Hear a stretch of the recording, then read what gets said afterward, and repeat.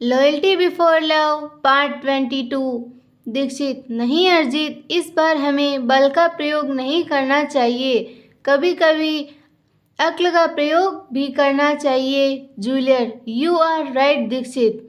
अर्जित, अगर हम उन तीनों को अभी पकड़ लेंगे तो क्या पता वह हमें कुछ बताए भी ना या ना भी बताए, और अगर वह कुछ बताए तो थोड़ा ही बताए, लेकिन अगर हम लोग खुद उसके बारे में छानबीन करेंगे तो जल्द ही हम उसकी जड़ तक पहुंच जाएंगे। क्रिश, यह आदमी बोल रहा है कि फर्स्ट किंग पूरे 16 सालों के बाद होश में आया है, मतलब कि वह 16 सालों में कोमा में था। जूलियट, मुझे ऐसा लगता है कि अगर टोनी का डैड कोमा से बाहर आ गया है तो किंग उससे तुम्हें ज़रूर मिलवाएगा। जूलियट, हाँ, मुझे भी ऐसा ही लगता है, और क्या पता ना भी मिलवाए। जूलियट, हम लोगों को खुद ही छानबीन कर लेनी चाहिए। वंश, मैंने वीडियो शुरू कर दी है, देख लो अब। फिर वह सभी मिलकर उस होटल की वीडियो देखने लग जाते हैं जिसमें सचिता और वंश गए थे। वीडियो रिकॉर्ड देखने के बाद वंश कहता है, रिकॉर्डिंग वीडियो में तो कोई गड़बड़ नहीं दिख रही, तो अब हमें लाइव भी देख लेना चाहिए। जैक, हूँ वंश, इसीलिए लाइव फुटेज चलाओ। वंश लैपटॉप में कुछ बटन दबाता है और लाइव फुटेज स्क्रीन पर चल जाती है। तभी वंश सभी देखते हैं कि रिसेप्शन पर रखा एक लैंडलाइन फ़ोन बजने लगता है। तभी उस होटल का मैनेजर आकर वह फ़ोन उठाता है। तभी वंश दूसरे लैपटॉप पर वॉइस रिकॉर्डर की साउंड को थोड़ा सा तेज कर देता है। तभी उन सभी को सुनाई देता है कि आगे से टोनी की आवाज़ आती है, हेलो मैनेजर, मैंने तुम्हें कहा था ना कि डैड को होश आ गया है, उसके पास बेस्ट से बेस्ट डॉक्टर को भेजो। कल सुबह मैं आ रहा हूँ, कल सुबह मैं उन्हें अपने आप संभाल लूँगा। तुमने उनके पास डॉक्टर को भेजा या नहीं? वह पूरे 16 साल बाद होश में आए हैं, उन्हें बेस्ट से बेस्ट ट्रीटमेंट की ज़रूरत है। टोनी की बात सुनकर मैनेजर कहता है, जूलिया, टोनी, आपने तो मुझे कभी कहा ही नहीं यह बात, मुझे तो पता ही नहीं था कि फर्स्ट किंग को होश आ गया है।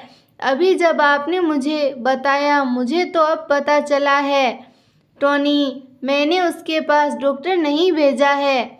मैनेजर ने यह सब चौंकते हुए कह दिया। आगे से टोनी गुस्से भरी आवाज़ आती है, व्हाट आर यू सेइंग? मैं 2 घंटे पहले भी कॉल किया था तो फ़ोन किसी और ने उठाया था। मैंने तभी बोल दिया था कि उसके पास डॉक्टर को भेज दो। जिसने फ़ोन उठाया था, मैंने पूछा किसने फ़ोन उठाया था, कि वह सब गुस्से भरी आवाज़ में बोल रहा था। मैनेजर डरता डरता हुआ कांपती हुई आवाज़ में कहता है, टोनी, फ़ोन शायद किसी वेटर ने उठाया था, क्योंकि मैं तो होटल में अभी 1 घंटे पहले ही आया हूँ। मैं किसी काम से बाहर चला गया। टोनी, आई डोंट केयर, मुझे कैसे करो और क्यों करे, पर मुझे वह बंदा चाहिए जिसने फ़ोन उठाया था। मैं अगले 10 मिनट में दोबारा कॉल करूँगा। 10 मिनट बाद तुम मुझे बताओगे कि फ़ोन किसने उठाया था। और हाँ, इन 10 मिनट में डैड के पास बेस्ट से बेस्ट डॉक्टर पहुंच जाना चाहिए। और इतना बोलकर टोनी ने फ़ोन डिस्कनेक्ट कर दिया। तभी मैनेजर ने सभी वेटर को अपने पास बुलाया और उस सभी से पूछा, 2 घंटे पहले टोनी का फ़ोन आया था, तुम में से किसने उसे उठाया था? तभी एक वेटर आगे आता हुआ बोला, मैंने उठाया था सर। मैनेजर ने उसे गुस्से घूरते हुए कहा कि मैं तुम्हें क्या कहा था। वेटर ने डरते डरते कहा, उन्होंने कहा था कि उनके डैड के पास देश के सबसे बेस्ट डॉक्टर को भेजना है।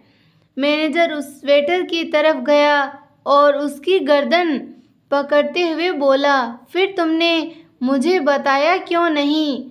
वह वेटर खांसता हुआ बोला, सर, तब आप होटल से बाहर थे और जब आप आए तो मैं इस बात को भूल गया था। मैनेजर ने उसका गला छोड़ते हुए कहा, अब तुम मरोगे, अब तुम्हें कोई नहीं बचा सकता। और इतना बोलकर उसने हड़बड़ाते हुए कॉल किया और कॉल रिसीव होते ही बोला, टोनी के डैड को पूरे 26 साल बाद होश आया है। उसके पास देश के बेस्ट डॉक्टर को भेजना है। जल्दी से देश के सबसे बेस्ट डॉक्टर को अपॉइंटमेंट करो। फिर चाहे वह कितने भी पैसे मांगे, पर उसे जल्दी से जल्दी मेरे पास भेज दो। और इतना बोलकर मैनेजर ने फ़ोन काट दिया। वह वेटर डरता डरता मैनेजर से बोला, सर मुझे बचा लीजिए। सर प्लीज़ सर मुझसे गलती हो गई। सर प्लीज़ मुझे बचा लीजिए। Sir please. मैनेजर ने वेटर से कहा, अब मैं क्या, दुनिया की कोई भी ताकत तुम्हें नहीं बचा सकती।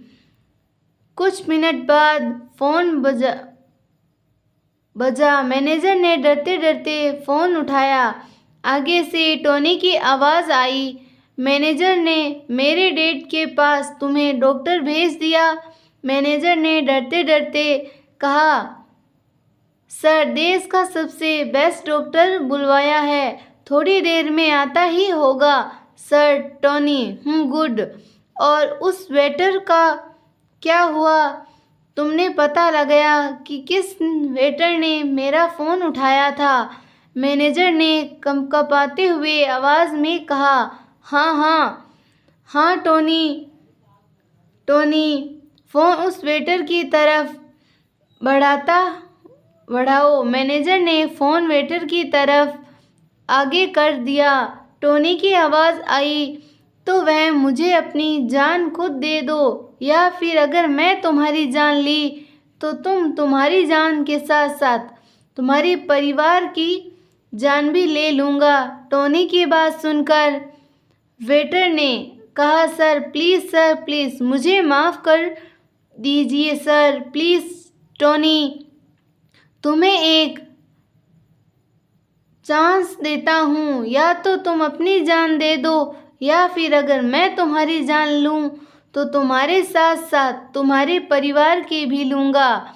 और इतना बोलकर वह टोनी के फ़ोन डिस्कनेक्ट कर दिया। वेटर ने उन सभी की तरफ देखा और फिर वापस पास की टेबल पर रखा एक चाकू से अपनी गर्दन काट ली। यह सारी चीज़ जूलियट, जैक, वंश, क्रिस, सचिता, केली, दिव्या, अरिजीत और दीक्षित लैपटॉप पर देख रहे थे और सुन रहे थे। जूलियट, टोनी ने इस होटल में कॉल क्यों? जैक, कहीं टोनी का डैड इसी होटल में तो नहीं?